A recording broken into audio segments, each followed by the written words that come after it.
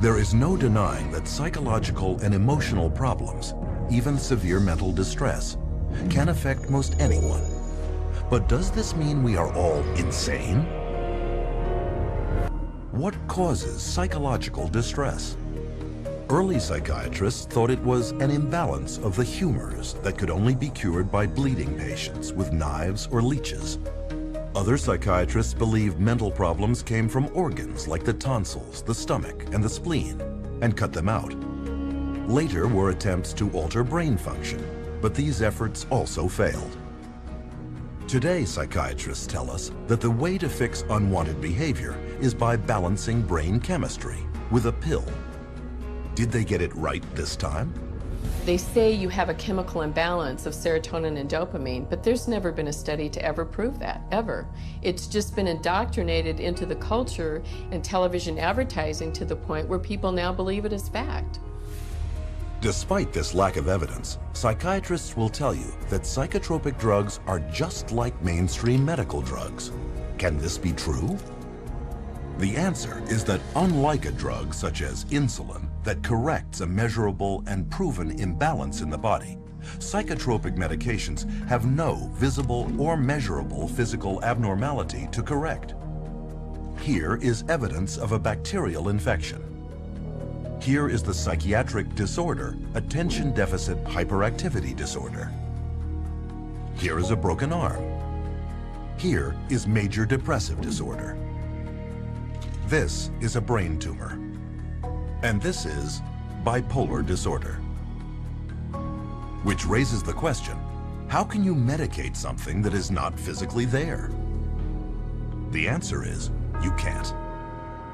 And furthermore, because psychotropic drugs are specifically designed to get past the body's natural defenses and into the brain, they can upset the very delicate processes the brain needs to ensure the body runs smoothly.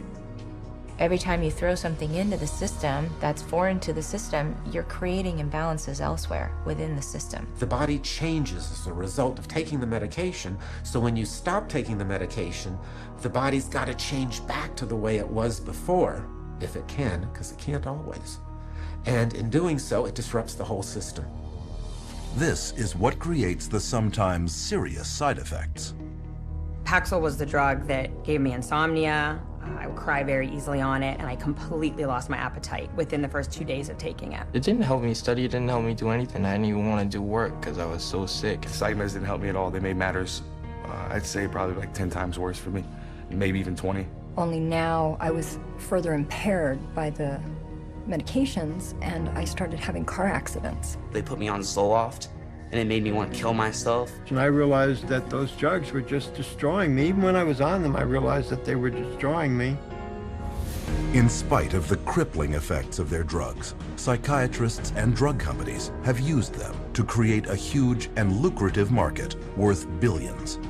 And they've done this by naming more and more of life's problems as medical disorders, requiring psychiatric treatment. For example, shyness becomes social anxiety disorder. Loss of a loved one, major depressive disorder. Homesickness, separation anxiety. Suspicion, paranoid personality disorder. Having ups and downs, bipolar disorder. Distractibility, ADHD. This is why it is almost impossible for anyone to see a psychiatrist today and not be diagnosed with a mental illness. And a diagnosis of mental illness means psychotropic drugs. When a patient goes into a psychiatrist's office and asks for help, probably 98, 99, maybe even 99.9% of people are going to receive a medication. And these medications have been estimated to cause over 700,000 serious adverse reactions a year and 42,000 deaths. Meanwhile, the psychiatric industry rakes in $1/3 of $1 trillion a year. The issue isn't whether or not people's emotional problems are real. They are. What we really should be asking is, how did psychiatrists convince people that these problems were signs of mental illness? How did they use these illnesses to create a demand by doctors and the public for psychotropic drugs? And how did these drugs, with no known curative powers and a long list of side effects, become the standard treatment for every problem in life?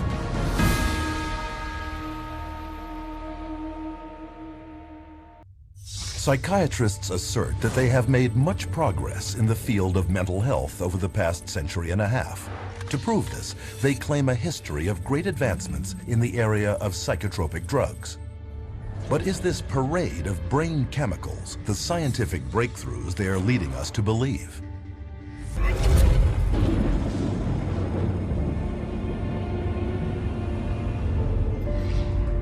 Modern institutional psychiatry has depended on psychotropic drugging since its earliest beginnings in insane asylums during the 19th century. During that period, psychiatrists functioned almost exclusively as attendants, promising to cure the seriously mentally ill. But as they could not, they were not regarded by mainstream medicine as real doctors. Other physicians considered psychiatrists as almost a doctor. Okay, because they weren't doing medical stuff. So to increase their status, they needed to become much more scientific. They need to prove that this is a legitimate scientific field. This is a legitimate medical profession. So they start medicalizing everything. To control behavioral outbursts amongst inmates, psychiatrists employed early psychotropic drugs, such as morphine and opium. But contrary to their claims, these drugs cured nothing and proved to be highly addictive. This led to a whole new generation of dependence, a solution far worse than the original problem. But the attempts to control objectionable behavior continued, and by the turn of the 20th century, phony cures for mental illness, such as heroin, could be found being peddled throughout the United States and Europe. Even psychologist Sigmund Freud played a major role in the creation of the cocaine industry in the Western world, writing many glowing articles promoting its use for spiritual distress and behavioral difficulties. Freud, as a psychoanalyst, he for a while was promoting cocaine as being a panacea for all kinds of problems. Freud later wrote, "The psychic effect of cocaine muriaticum consists of exhilaration and lasting euphoria, produced no compulsive desire to use the stimulant further." What Freud did not reveal was a significant conflict of interest involving two rival pharmaceutical giants, Merck and Parke-Davis, both paying him to endorse their respective cocaine extracts. Sigmund Freud's early psychotropic drug marketing campaign helped create a major cocaine epidemic throughout Europe at the turn of the century. Clearly, another happy pill would have to be found. It wouldn't take long. Psychiatrists in the first half of the 20th century next turned to amphetamines. As before, the hype subsided into unavoidable proof that the drugs not only were ineffective, but highly toxic and addictive. Each fad followed the same pattern. First, the drug would be hailed as a medical breakthrough for mental problems. Then, increasing reports of serious side effects would trickle in. Finally, after years of denial, when psychiatrists and pharmaceutical companies could no longer deny the dangers of the drug, they would abandon it in favor of their next wonder drug. Though none of their drug therapies had ever proven to cure anything, psychiatrists continued their search for a magic bullet that they supposed would cure all. And in 1954, their dream, they believed, was realized with the introduction of psychiatry's first so-called miracle drug, chlorpromazine, better known as Thorazine.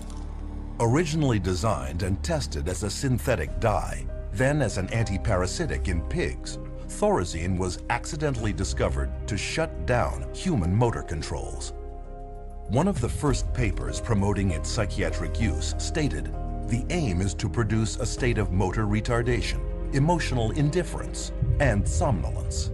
Thorazine was considered the chemical lobotomy. Instead of cutting off the frontal lobes of the brain with an ice pick, you didn't have to do that kind of surgery. You could do it with a drug.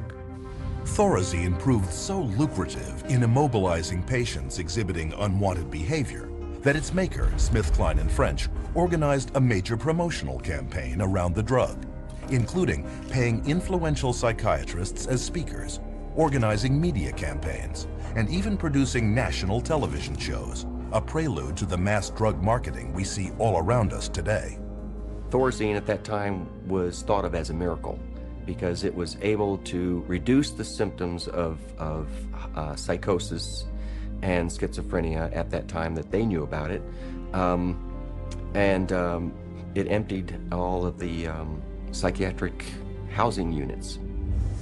The campaign was wildly successful.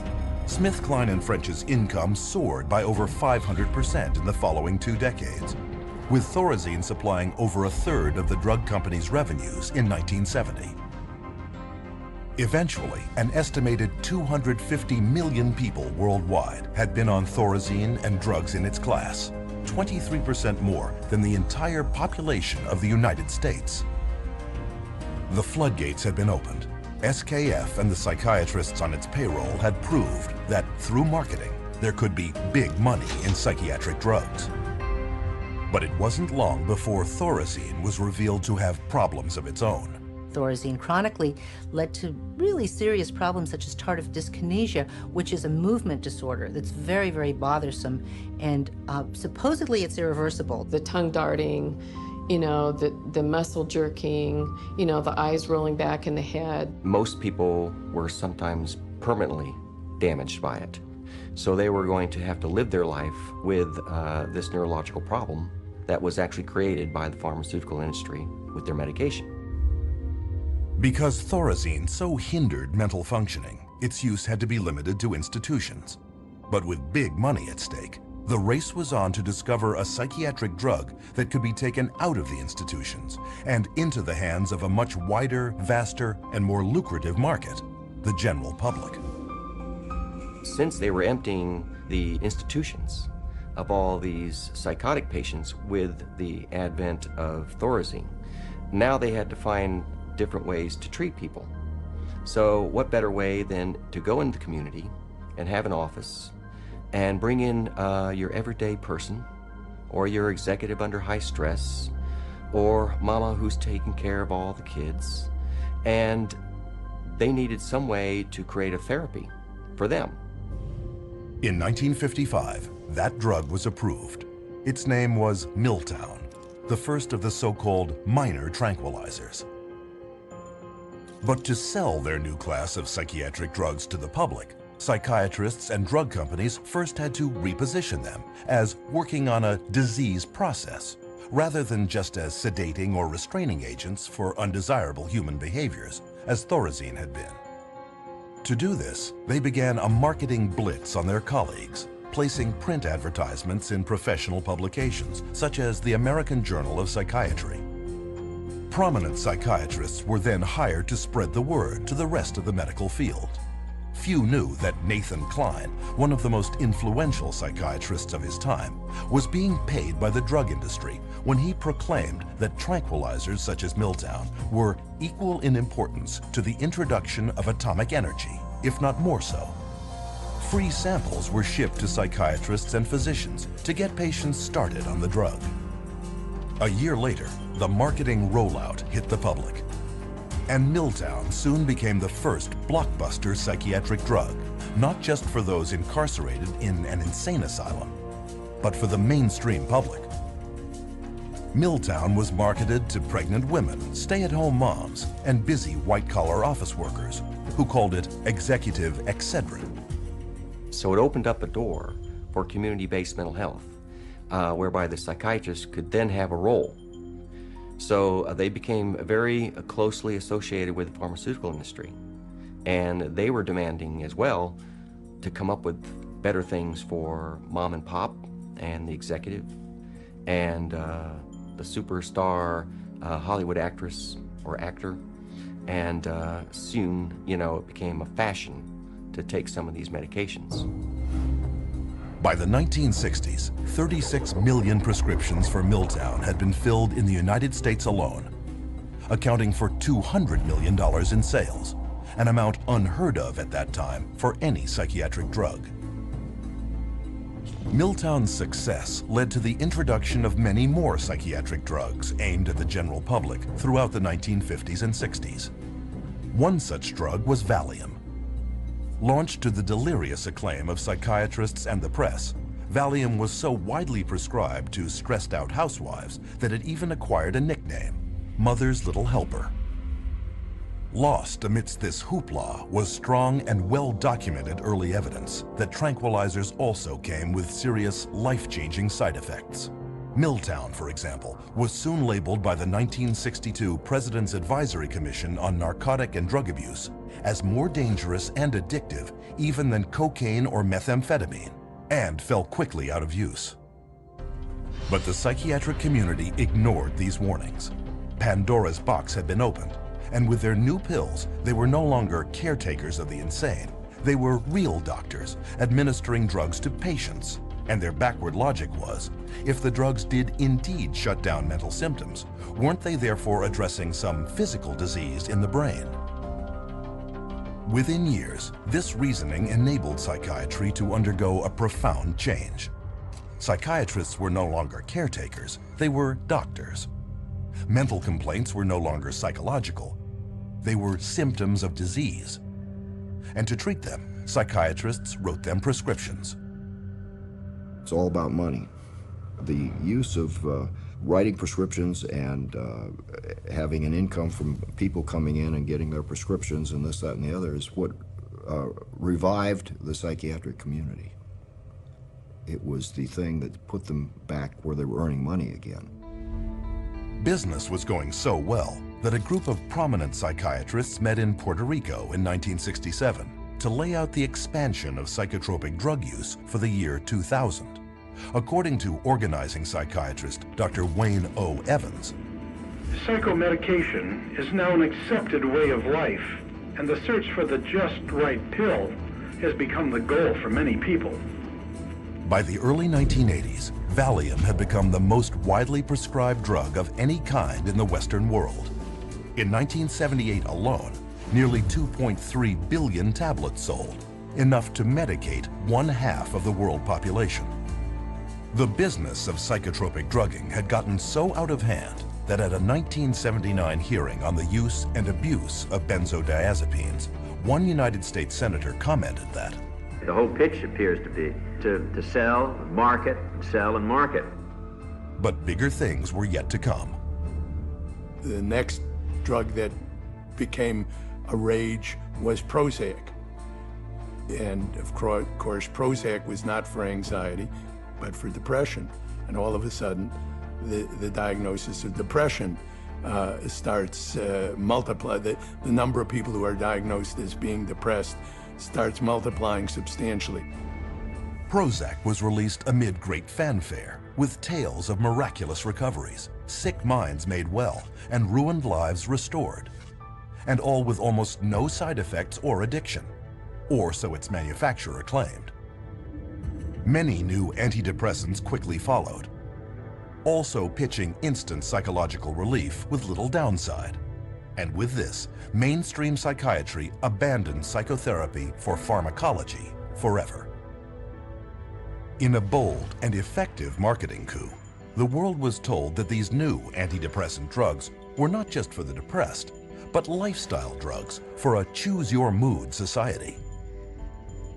But almost immediately, evidence emerged that claims of universal safety and effectiveness were far from the truth. The adverse side effects of this class of drugs includes things like sexual dysfunction, agitation, facial, involuntary movements of the face. Some of the psychiatrists in their books describe the tongue darting in and out of the mouth as an adverse side effect of SSRI drugs. Within 10 years, staggering details of side effects such as violence and suicide could no longer be ignored, with an estimated 3.9 million adverse events on Prozac alone.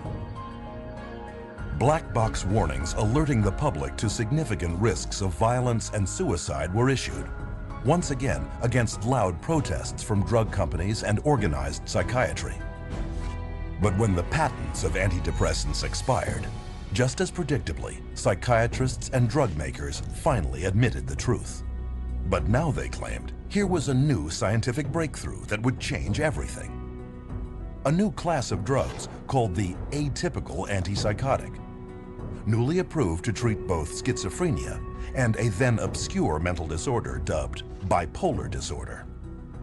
Suddenly, the diagnosis of bipolar disorder became the rage, with diagnosis rates soaring by thousands of percentage points in a matter of years. What is clear is that the patents run out, and the drug companies are always looking to maximize their profits, so they research new drugs, and they can keep them patented for about 17 years and charge monopoly prices. And then when the patent wears off, often the next one comes along. Soon, however, atypical antipsychotics, like all their predecessors, were revealed as having crippling and even deadly side effects, such as obesity, diabetes, and even heart problems, along with questionable efficacy and almost certain dependency. Pharmaceutical companies are trying to get away from the old style Thorazines and into the new antipsychotics, and we know that they're no better. So today's new and improved antipsychotic is no better than the old Thorazine, which was the miracle drug for psychiatry. Today, the same cycle continues, with breathless news coverage of new chemical treatments promoted as breakthroughs. Even hallucinogens such as LSD and ecstasy are now being tested for future psychiatric prescription. Psychiatry has a wonderful history of coming up with one label after another, all to cover up their own inadequacies and their own inability to get a product, which means to cure somebody or to truly honestly help somebody. So their solution is always, let's come up with another syndrome that person has. It's one alphabet soup label after another. And just when the public starts catching on to that the experts may be telling us a story, we move on to the next realm of drugs. Psychiatry has become basically pharmaceutical management in America. That's what psychiatrists do. If you went to a surgeon, you would expect to get cut. If you go to a psychiatrist, you expect to get medicated. That's what psychiatrists do. A century and a half later, two questions remain. Where is the science that backs psychiatry up? And how long will the public continue to be fooled by false hopes, hype, and outright lies?